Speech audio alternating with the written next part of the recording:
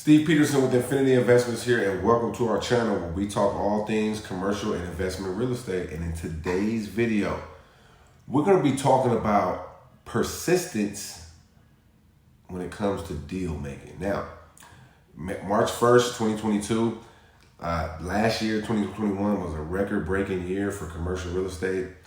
Everybody who was active in the business had either their best year or one of their best years. Now that's really unique because we were coming off 2020, which was not a great year. Obviously, in the pandemic, single family homes took off. Commercial real estate was stagnant for a good part of 2020. But in 2021, it came back like gangbusters. Everybody had a great year. This year is expected to be another outstanding year for commercial real estate in terms of transactions. And I see that potential for sure. However, here's a couple things that I'm seeing in my business, I'm seeing in the marketplace. Sellers know this, so they're being extremely aggressive on their pricing, right?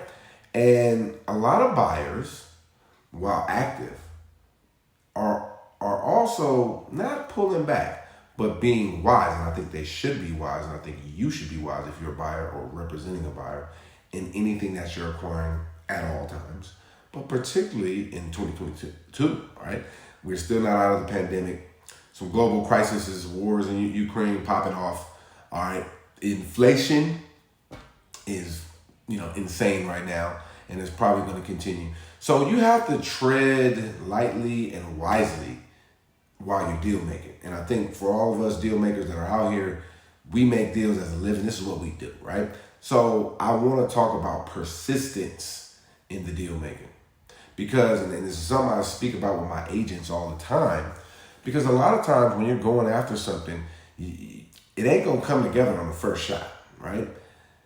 Like as agents and brokers, a lot of times we talk to a potential seller, especially if you're cold calling, the first answer is always no. But even if you're following up with somebody, typically the answer is no. There's some kind of smoke screen objection that you have to get over. And what I mean by smoke screen is there's an objection that person is telling you, but it's actually not the real objection. It's a smoke screen because they're like, look, I'm not trying to do this. I don't want you bothering me. There's a smoke screen. And you've got to be able to get over that smoke screen, handle it. And like what we talk about in our office, is our method of handling objections is to acknowledge the objection in sincerity and then ask an open-ended question so you can really find out what the real objection is. And once you know what the real objection is, now you can work on providing solutions to that problem or that objection, right? And that whole idea requires the principle, it requires the trait of persistence. And a lot of people, when they come into sales particularly, are not necessarily persistent. And the good news, though, it is something that you can train and it's something that you can develop. And I've watched it with my agents, especially over the last year. A few new agents came in and were meek and timid on the phone. And now they're lionesses out there ready to go and make something happen in a smooth, professional way. And they developed that trait of persistence. And I think real estate investors, this is the time to be very persistent because you may have you should have a set of criteria that you're going to use when you're going after deals, right? And you're going after deals, you got this criteria, and it's a little bit wild right now because these sellers knew what happened in 2021 and they're trying to cash in if they are open to selling at all. And we don't have a lot of inventory here in the Bay Area, but I think across the country, you're seeing shortages of inventory. You're seeing exceptionally low cap rates. And we are operating in a low return kind of environment from a cash flow standpoint. I say low return from a yield standpoint. Values have popped up tremendously, right? Some product types in some areas, but inventory we don't have a lot of.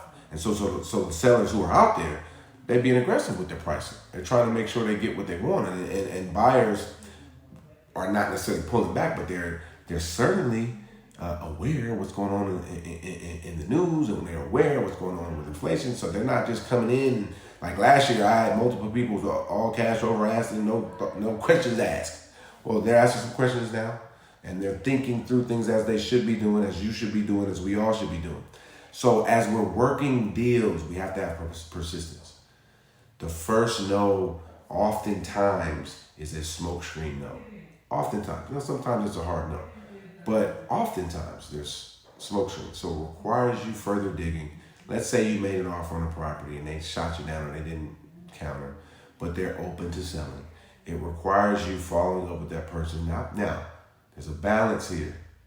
You don't want to be one of those pesky, salespeople out there.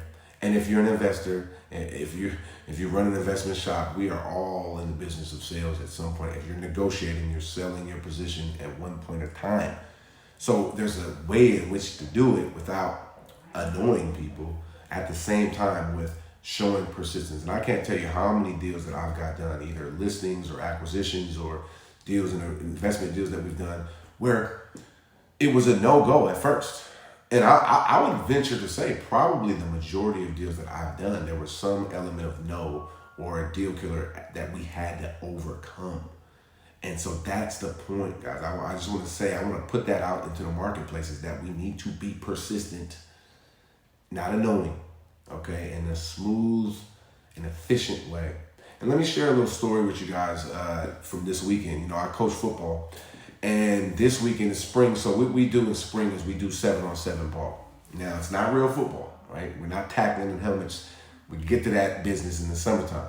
Right now, we're working on skills, working on our timing with our quarterbacks, receivers, our defense, and all that. We had a tournament. We just won a tournament this past weekend. It was great. But it really encapsulated this idea of persistence, all right? We started off the tournament very well. We were 2-1. My son plays quarterback. He had 5 touchdowns, no interceptions. It was amazing. We're great. We're excited. We get in the playoffs. First game we get in the playoffs, we're down. We're down, about 5 minutes left. Okay, guys are getting nervous. These are 10-year-old guys I'm coaching, right? But we stayed at the course, right? I'm telling the guys, okay, just be persistent. All your training's going to pay off. Stay focused. And we marched down the field, got the lead, and we finished them off, right? Then we went to another team who beat us previously, right? These kids were bigger and a little bit older than us. We had a younger kind of team, a lot of 9-year-olds. And so we went into a battle with them. And we were a tight battle, man. We actually had the lead, and get late in the game, only about 2-3 minutes late.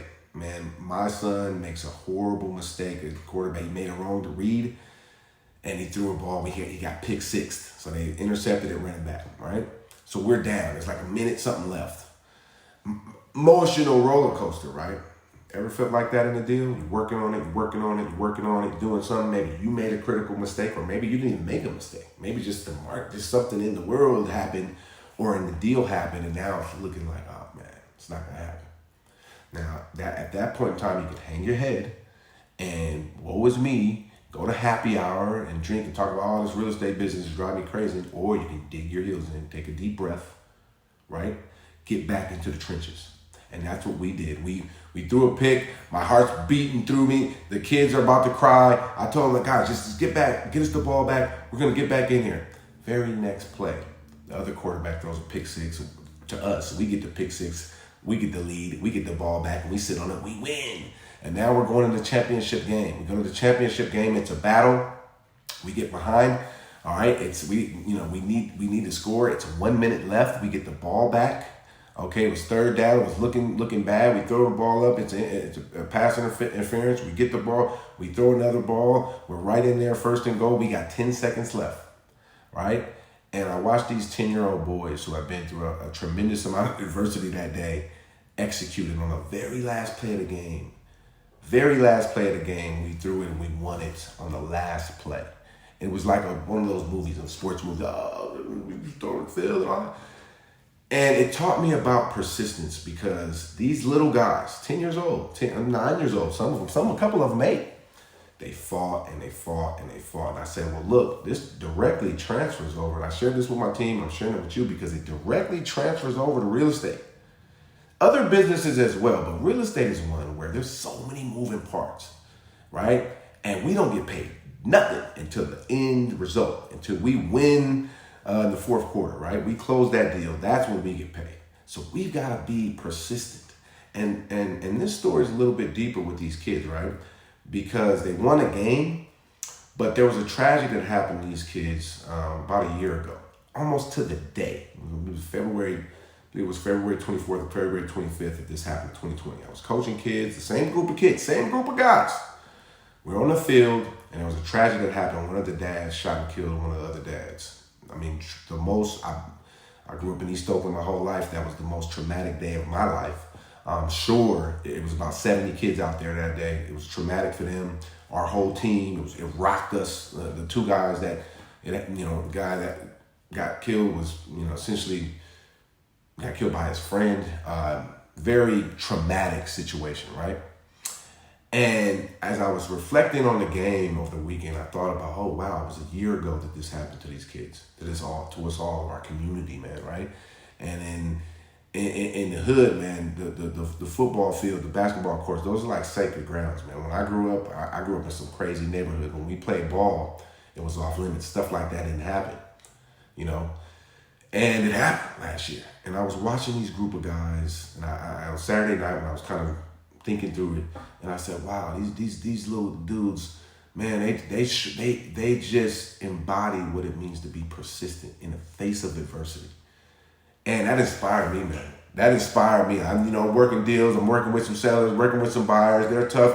And, it gets frustrating, right? Because when you put your heart and soul into something and something goes left or something goes south, especially in real estate, because your pipeline, you got to keep your pipeline full. And if you're working with the buyer and you just feel like you got to start all over again, you're working with the seller listing, you've been trying to get it listed, you're in escrow, you're close to the and then the deal falls apart.